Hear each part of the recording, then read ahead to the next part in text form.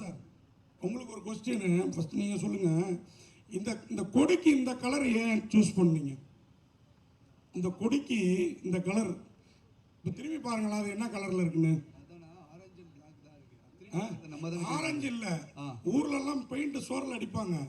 திமுகவுக்கு இந்த கலர் கொஞ்ச நாள் ஒரு 4 நாள் போனால் சாயம் வெளுத்துரும், ரெட்டு மட்டும் பிளாக் அப்படியே இருக்கும். இல்லை இது ஒன்றே ஒன்று தான். வானவில் கலர் சாங்லேயே நம்ம அதுதான் சொல்லியிருப்போம். வானவில் கலர்னால் எல்லாமே வந்துருச்சு நம்ம என்னன்னு சொல்லிட்டு.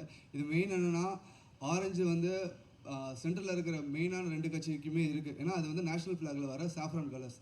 ஸோ அது சென்ட்ரலில் பிரதிபலிக்கிறது. நீங்களே திரும்பி பாருங்க, அப்போ அந்த லைட் வெளிச்சத்தில் அது எப்படி இருக்குன்ட்டு. ஆனால் அதுக்கு என்ன பண்ண முடியும், கலர்னா அது ஒவ்வொருத்தருக்கும் ஒரு வியூவில் இருக்கும். பிளாக் வந்து தமிழ்நாடு கலர், நம்மளோட அடையாளம். ஸோ அதனால இந்த 2 சென்சார்லாம் முடிஞ்சிருச்சா? முடிஞ்சதுண்ணா. தம்பி பார்வையாளர்கள் ரசிகர்கள் வந்து நம்மளோட அறிவாளிகள் நல்லா புரிஞ்சுக்கிடுவாங்க, எல்லாம் உங்களுக்கு தெரியும். ஆமாம், நீங்கள் ஒரு கெட்டப் வந்து சொல்லியிருக்கீங்க, நட்டி சார் வந்து அவர் இல்லவே இல்லை, படம் பாருங்க அப்படின்னாங்க. ஓகே ரைட்டு, அது வந்து பிரச்சனை இல்லை. ஒரு தேசிய விருது வாங்கின நடிகர் நம்ம MS பாஸ்கர் சார், அவர் இங்கேயும் சொன்னார், ட்ரைலர்லேயும் சொல்லுவார், ஓம் சக்தி பராசக்தின்னு. தமிழகத்துடைய சோசியல் மீடியாவில் ஃபுல்லாக அதுக்கு அடுத்தடுத்த வார்த்தை என்னன்னு நாங்கள் சொல்ல விரும்பல, என்னன்னு தெரியும். ஒரு நிமிஷம், அரசியலுக்கு சம்பந்தமே இல்லாத ஒரு நடிகையை உங்கள் கூடயும் நடிச்சிருக்காரு, அவங்க கூடயும் நடிச்சிருக்காரு. ஒரு படத்தில் இப்படி செய்வது சரியா? அது ஓம் சக்தி பராசக்திக்கு அடுத்து என்னங்கிறது தமிழ்நாட்டில் எல்லாருக்கும் தெரியும். அரசியல் காலகட்டத்தில் சம்பந்தமே இல்லாத ஒரு நடிகையை வம்பிழுக்கீங்க. நீங்கள் சொன்னது காட் ப்ராமிஸாக அந்த விஷயத்தை நான் பார்க்கல. நான் வாட்ஸ்அப்பை தவிர இன்ஸ்டாகிராம் அதை எதுவுமே எனக்கு தெரியாது. ஸோ தம்பி, 15 வயது பிள்ளைங்கள் 12 வயது பிள்ளைங்களை உள்ளங்கைக்குள்ளே உலகத்தை வச்சுக்கிட்டு இருக்காங்க செல்லக்குட்டி. அவர்களுடைய கற்பனையெல்லாம் ஒவ்வொருடைய படைப்புக்குள்ளே இன்சர்ட் பண்ணி பார்ப்பாங்க. அது அவர்களுடைய கற்பனையை வளர்த்து கொண்டிருக்கிறார்கள். அந்த குழந்தைகள் செய்யக்கூடிய செயல் நான் வந்து நமது பிள்ளைகள், அண்ணன் பிள்ளைங்க, தம்பி பிள்ளைங்க நினைச்சு தான் அவர்களை பாவிக்கணுமே ஒழிய யாராவது அப்படி கேட்பது முறையாக இருக்காது. அதுக்கு படம் பதில் சொல்லும். அதான் என்னுடைய பதில். தேங்க்யூ. சித்ரா லட்சுமணன் ஒரு விஷயம் சொல்லிட்டு போனாங்க, சதுரங்க வேட்டை வந்து ஒரு ட்ரெய்லர் தான், இதுதான் பெரிய படம் அப்படின்னு சொல்லிட்டு. நான் உங்கள்கிட்ட கேட்குறது என்னன்னா, சதுரங்க வேட்டை தான் அரசியலா இல்லை அரசியல் தான் சதுரங்க வேட்டையா? நீங்கள் எப்படி பார்க்குறீங்க? இது ரெண்டுமே அரசியல் கிடையாதுங்க. இதில் 2-3 கேரக்டர் அந்த ஷேட் இருக்கும். ஒரு காலகட்டம், ஒரு குறிப்பிட்ட காலத்தில் ஆரம்பித்து ஒரு குறிப்பிட்ட காலம் வரைக்கும் போகிற படம். அந்தந்த காலகட்டத்துக்கான ஒரு சேஞ்ச் ஓவர்ஸ், பாடி லாங்குவேஜ் எல்லாமே வரும். இல்லை, கதையை கேட்கல. அரசியல் என்பது சதுரங்க வேட்டையா, சதுரங்க வேட்டை தான் அரசியலா? அது எந்த பார்வையில் நீங்கள் பார்க்குறீங்களோ அதை பொறுத்து. சார் நட்டி சார், அதே மாதிரி இன்னொரு கேள்வி, நடிகராக இருந்து அரசியலுக்கு வர்றதா இங்கே போஸ்டர் பார்த்தா தெரியும். சரிங்க, நீங்கள் முதல்வராக ஆசைப்படுறீங்களா இல்லை உங்கள் ஜோடி லேடியை முதல்வராக ஆசைப்படுறீங்களா? ஐயா, எனக்கு அதுக்கு சம்மந்தமே கிடையாது. என்ன போய் கேட்டுங்க, எனக்கு அரசியல்வாதி ஆகுறீங்களா? இல்லை, நான் ஒரு பார்வையாளன், அவ்வளோதான் சார். தம்பி கார்த்திக் சார், ஒரு வரியில் கதை சொல்லுங்கள் சார்.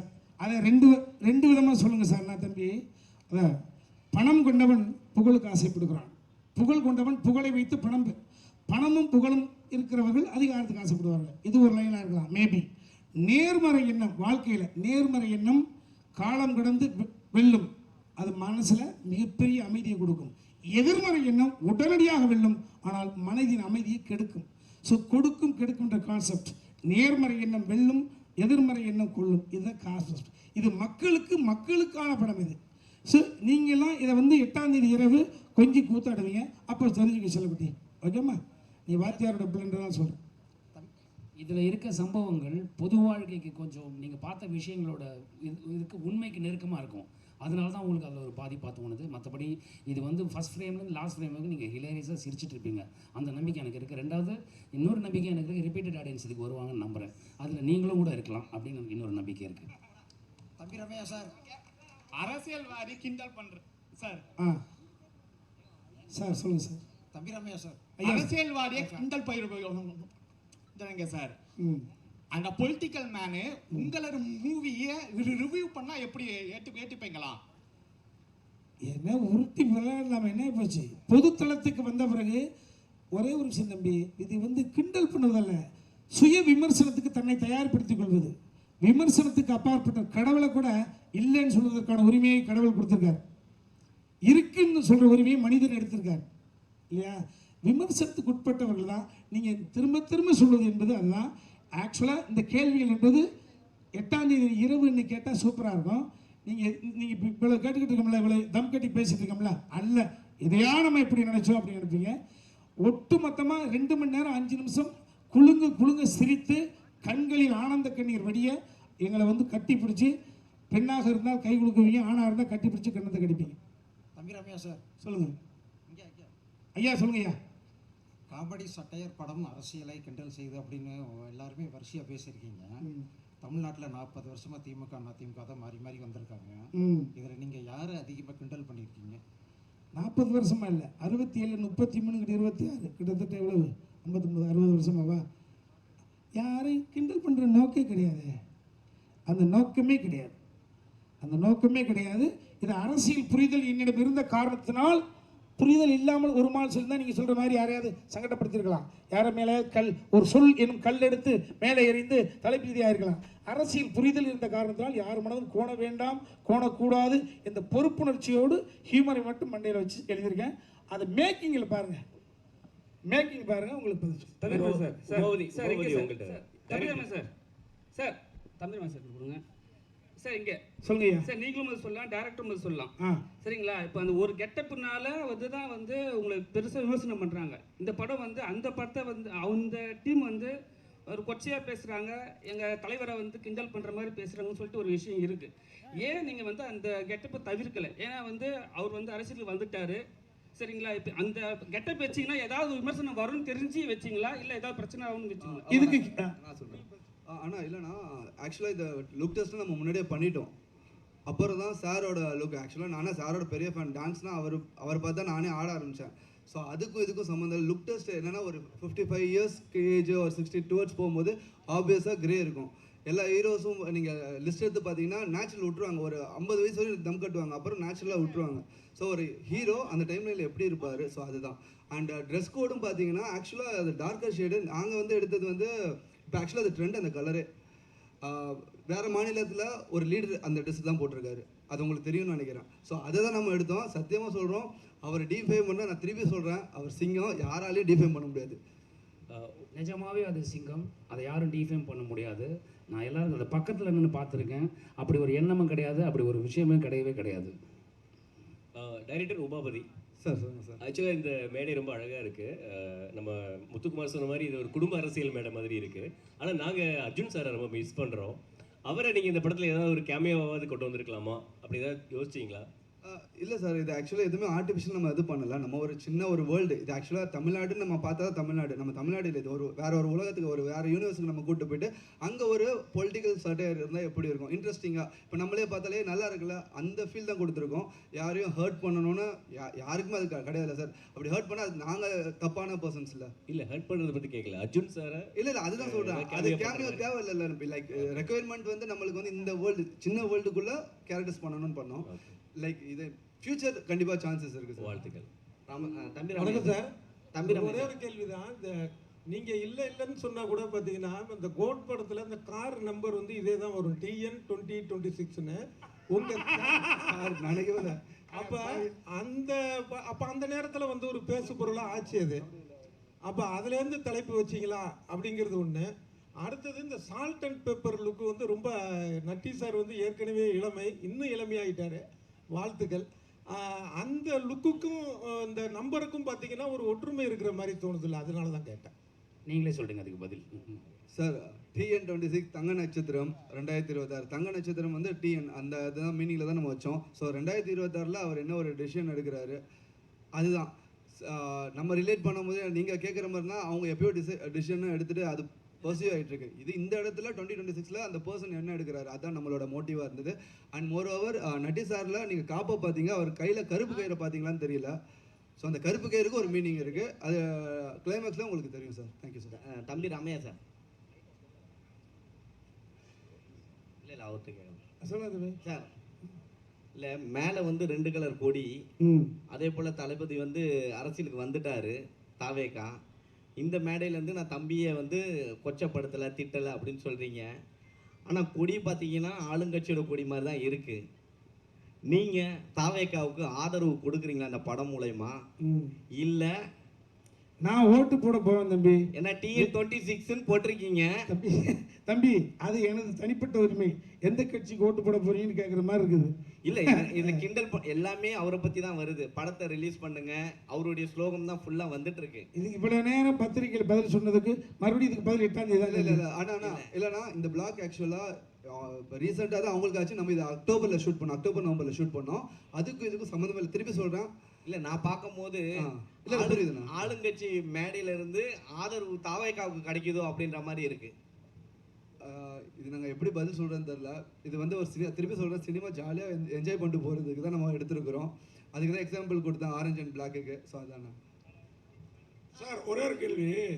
ஆக்சுவலாக நீங்கள் வந்து எல்லாருமே விஜயை பற்றி கேட்டோன்னே சிங்கம் சிங்கம்னீங்க. ஆனால் அவர் கூட இருந்த டச்சப்லேருந்து கிட்டத்தட்ட PRO மேனேஜராக இருந்த PT செல்வகுமார் வரைக்கும் அவரை பற்றி சொல்கிறது வேற விதமாக இருக்குது. நிஜமாவே நீங்கள்லாம் ஒரு இருக்கீங்க சிங்கமா? உண்மையான இல்லை உங்களை பார்த்து நாளைக்கு நீங்கள் சொன்ன சிங்கங்கிற பதில பார்த்து ஒரு 100 ஓட்டு எக்ஸ்ட்ரா போயிடக்கூடாது. இல்லைண்ணா உண்மையாகவே சிங்கம் தானா அவர். நீங்கள் எந்த இதில் எடுத்தீங்கனாலும் சரி. இப்போ அவங்க எத்தனை பேர் என்ன சொன்னாலும் இல்லை எந்த ஹாஸ்பிட்டலில் சொல்கிறீங்க சிங்கம் யாருமே நெருங்க முடியாது, அந்த ஹாஸ்பிட்டலில் சொல்கிறீங்களோ? ஆனால் யாரை பற்றி வேணாலும் பேசலாம்னா அது அவங்களோட கருத்து சுதந்திரம் இருக்குது. பட் அது வந்து மக்களுக்கு எப்படி ரிசீவ் ஆகுதுன்னு தான் அர்த்தம். ஸோ மக்கள் ஆப்வியஸாக அது நம்ப போகிறது கிடையாதுல்ல சார். நட்டி சார் உங்கள் பதிலையும் எதிர்பார்க்குறோம் சார். நீங்கள் என்ன சொன்னீங்க ஒரு தடவை ஞாபகம் இருக்குங்களா? நீங்கள் நான் பேசிகிட்டு இருக்கும்போது இல்லை நம்ம பேசியிருந்தோம் ஒரு தடவை ஒரு ஈவெண்ட்டில். இவ்வளோ பெரிய போஸ்டர் இருக்கும் நல்லவனாக ஆண்டவன் கூட இருப்பானா. இவ்வளோ பெரிய பொசிஷனை விட்டுட்டு அவர் எதுக்கு அரசியலுக்கு போகிறார் நம்ம பேசுனீங்க ஒரு தடவை நீங்கள் கேட்டீங்க ஞாபகம் இருக்குங்களா? நண்பராக நீங்கள் என்ன சொல்றீங்கன்னு கேட்டிங்களா? அப்போ அந்த பொசிஷனில் இருந்தார், அதனால நான் அவருக்கு சிங்கம்னு சொல்கிறேன். இப்போ அரசியலில் வந்திருக்காரு, அவர் என்ன செய்கிறாருன்னு பார்த்து நம்ம நீங்கள் மற்ற முடிவுக்கு வாங்க. தம்பி ராமையா சார். தம்பி 8ஆம் தேதி கேள்வி இல்லாமல் போயிடும். அதுக்கு சொல்கிறேன் சார். தம்பி ராமையா சார். சிஸ்டர் சொல்லுங்கள் சார். ஒரு காலத்தில் வந்து அமைதிப்படை மாதிரி படமே வந்துச்சு. ஆனால் இன்னைக்கு இந்த இது கிரியேட்டிவிட்டி சுதந்திரம்னு ஒன்று இருக்குல்ல. ஒரு டீசர் ரிலீஸ் பண்ணதுக்கே இவ்வளோ கொஸ்டின்ஸ் வந்திருக்கு, இவ்வளோ ட்ரோல்ஸ் வருது. ஸோ படத்தை வந்து கண்ட்ரோல் பண்ணுற பார்க்குறாங்க. ஈவன் அந்த டீசரோட கீழே பார்த்தா அவ்வளோ கமெண்ட்ஸு. ஸோ இதை எப்படி பார்க்குறீங்க? இன்னைக்கு கிரியேட்டிவிட்டி மேலே இவ்வளோ கண்ட்ரோல் இருக்கு, இதை எப்படி ஒரு டேரக்டரா? அதுக்கு காரணமே அதான் சொன்னேன், வெரி மிகப்பில் சொன்னேன். இந்த KRG group mister Kannan Ravi sir அரசியல்னாவே பயப்படுவாங்க. ஆமாம், அப்படி பயந்துருந்தால் இது ஏகப்பட்ட அரசியல் கிரிட்டிக் வந்திருக்கு, மக்கள் குரல் வந்திருக்கு. இளம் பிராயத்தில் ஈநாடுன்னு ஒரு படம், நான் சின்ன வயசாக இருக்கிறது கேரளாவில் ஈநாடுன்னு ஒரு படம். ஸோ இது வந்து மக்கள் சுதந்திரம். அதை தயாரித்து எடுக்கிறதுக்கு ஒருத்தர் தேவைன்றதான் ஒரு விஷயம். அது கண்ணன் ரவி சார் எடுத்திருக்காங்க. காய்த்த மருந்தான் கல்லடி படும் என கண் கூட நான் பார்த்ததுண்டு. சார் நட்டி சார் உங்களுக்கு கேள்வி. நீங்கள் விஜய் சார் கூட ஒர்க் பண்ணியிருக்கீங்க. ஆமாங்க. இப்போ இந்த பிரச்சனையை வந்து நீங்கள் இது மூலமாக தொடங்கி வச்சுட்டீங்க. சோசியல் மீடியாவில் ரொம்ப வந்து கீழ்த்தரமாக வந்து அவங்க பண்ணிட்டு இருக்காங்க. சரிங்க. கமெண்ட் போட்டுட்டு இருக்காங்க. இதுக்கு முற்றுப்புள்ளி வந்து நீங்கள் விஜய் சாரை நேரில் சந்தித்து விளக்கம் சொல்லுவீங்களா? நீங்கள் பேசுனாக்கா அவர் பேசுவாரா? அதாவது சார், அவர் எப்போ கூப்பிட்டாலும் சரி நான் போக தயார், எனக்கு ஒன்றும் பிரச்சனை இல்லை. என் சைட்லேருந்து நான் அவருக்கு ஃபோன் பண்ண முடியாது, நான் அவர் பயங்கர பிஸியான அலுவலில் இருக்கார். அந்த சைட்லேருந்து எனக்கு ஃபோன் பண்ணி என்னை கூப்பிட்டாங்கன்னா நான் போய் என்னென்னு எக்ஸ்பிளைன் பண்ண முடியும். அதுக்கு எங்கிட்ட எந்த தடையும் கிடையாது. நான் மட்டும் இல்லை, எங்கள் டீமே கூட வரதுக்கு தயாராக இருக்காங்க. தம்பி ராமையா சார் சொல்லுங்க.